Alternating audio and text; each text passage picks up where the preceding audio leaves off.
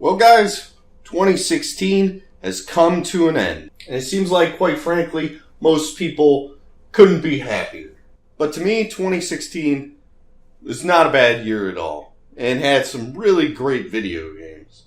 In fact, I had a pretty good 2016. I got to see Joe get married, and the podcast went into its third year.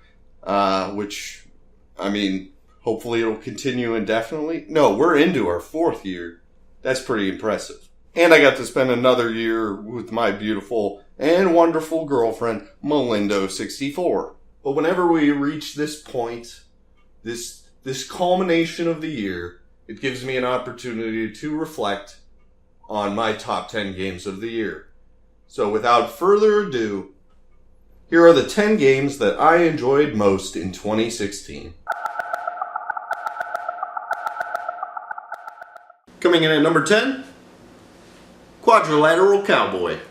Blendo game style just seeps through this one. You play as a hacker who, with her trio, aims to tackle some very serious missions. Despite a funky engine and some questionable moments of pacing and mission design, I still enjoyed Quadrilateral Cowboy alright. In my video review, I said that it is one of the most interesting games I played this year. Essentially, most of the game is played through a command prompt, and you have to issue actions to turn off cameras, security alarms, etc. It does feel like you're a hacker in the end, though. This would likely be higher on my list if there weren't so many engine issues, glitches, and a subpar control scheme. Still worth checking out, though, if you feel like being a hacker for an evening or two. Number 9, Inside.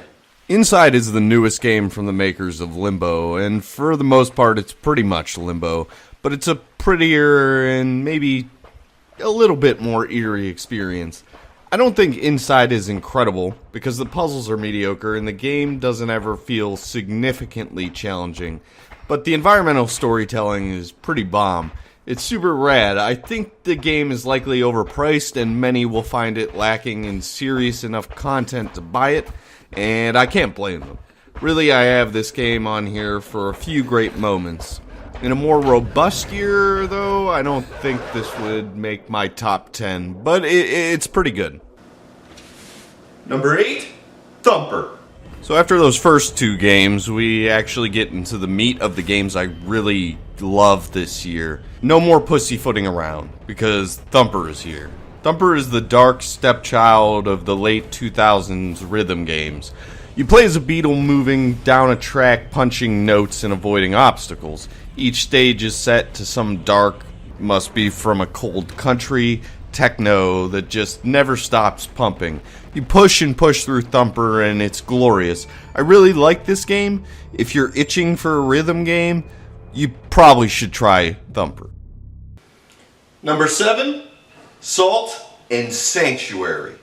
Salt and Sanctuary is a loving homage to Dark Souls. I like Dark Souls, but putting it in a 2D plane seems risky. Luckily, Salt and Sanctuary pulls it off really well.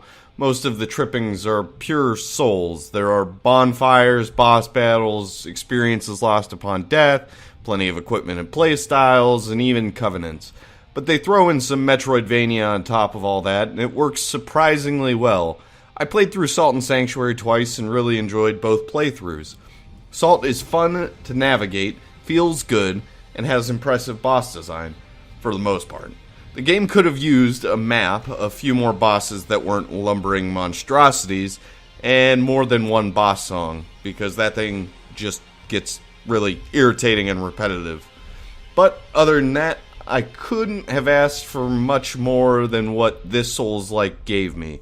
It's not Souls, but it's close enough for me.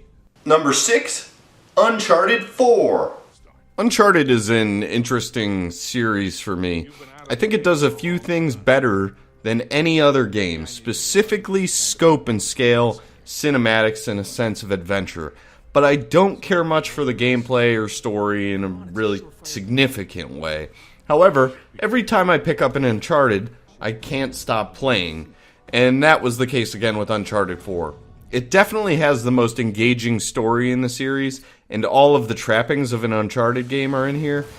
Some of the stealth sequences are even fun, although you will eventually have to shoot stuff no matter what. But overall, every Uncharted game is worth playing due to the set pieces and cinematic quality, and Uncharted is no exception because there is no competitor to what Uncharted games can really show you in a cinematic sense. Number 5, Devil Daggers. How the hell did this happen? A game that I ever only beat the first 200 seconds of made my top 10. But Devil Daggers is insane and incredible, and it will miss the mark with most people who bother touching it. It is a relentlessly brutal experience where you are always on the brink of death. All you can do is dart around an arena in first person and slay demons.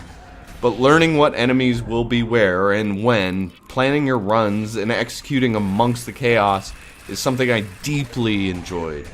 I think I get one surprise each year where a game just blows me away and I had no idea it was even going to exist. Devil Daggers was one of those games, and I'll get to the other one later. Number 4, Dark Souls 3.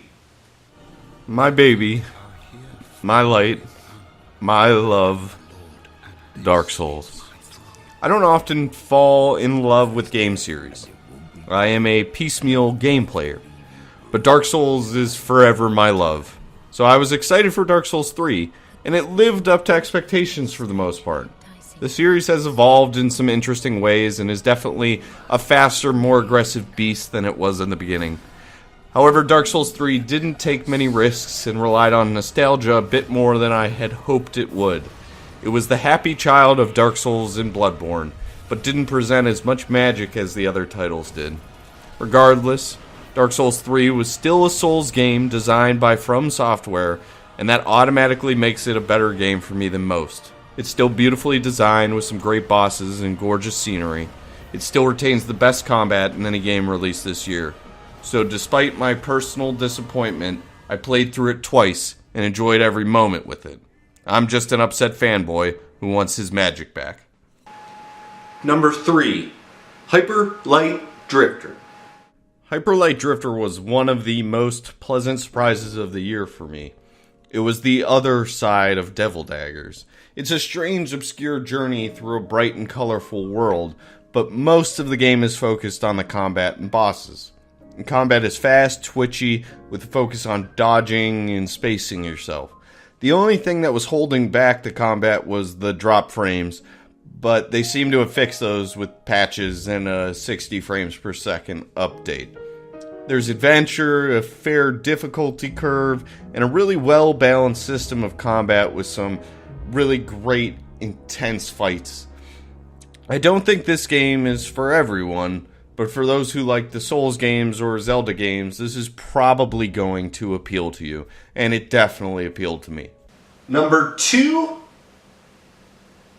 Overwatch. Now we come to Overwatch.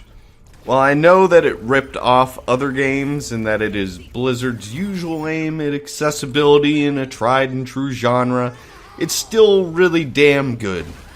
I played more of Overwatch than anything else this year because it's a really fun, casual multiplayer experience. There's plenty of depth here though, with over 20 characters and room for high-level play, but that wasn't why I enjoyed Overwatch. For a while, when I had 10 or so free minutes, I'd boot up Overwatch without fail. I just love the characters, maps, and opportunities for really cool ultimates and landing giant plays that turn the game around. I just really like Overwatch and will likely go back to it whenever I have the chance. It's pretty darn good. And my number 1 game of 2016 is Doom! I would have never guessed Doom would be as good as it is. It may not have been the game I played the most this year, but it definitely will stick with me for a while for numerous reasons. I don't think Doom is perfect, but I believe it was one of the best first-person shooter campaigns I have ever played. I don't even enjoy first-person shooters, but a total denial of the on-rails, duck-behind-cover shooters of the 21st century the regression and mechanics that force you to keep fighting is exactly what I have always wanted. There's a feeling Doom gives me that I don't find often. I can feel Doom still, as though the controller is in my hands. I can feel my circle strafing, bullets spewing, jumping, ripping, and tearing like it happened yesterday. Doom is beautiful and I highly recommend it, even if you don't like first-person shooters. It's 100% my game of the year, and deservingly so. So there you have it, guys. Those are my top 10 games of 2016. And I'd like to end this with a couple special thanks. I'd like to thank Frank, Fitz, and Joe for doing the podcast and helping me with video games. I'd like to thank Melinda for always supporting me while I do my videos on the weekend. And I'd like to thank all the people who have both listened to the podcast and watched my videos on Basic Reviews, which, if you're watching this, you're probably watching it on our Indie Games AAA YouTube channel, and you should definitely go check out Basic Reviews. I believe I reviewed every single one of these games in one way or another over there, so if you want to see full reviews of all these games, you can check them out over there. And I'd just like to say, thanks for everything. Thanks for your support. And yeah, I'm going to continue on into 2017. There's plenty more games to review, and plenty of games will be coming out. And I'm hoping to get started early and start reviewing games within a couple weeks. So thank you so much for watching. Make sure to leave a like and a subscribe, and tell your friends about Indie Games AAA. Thanks so much. Love you guys. Let's have a decent 2017. Bye.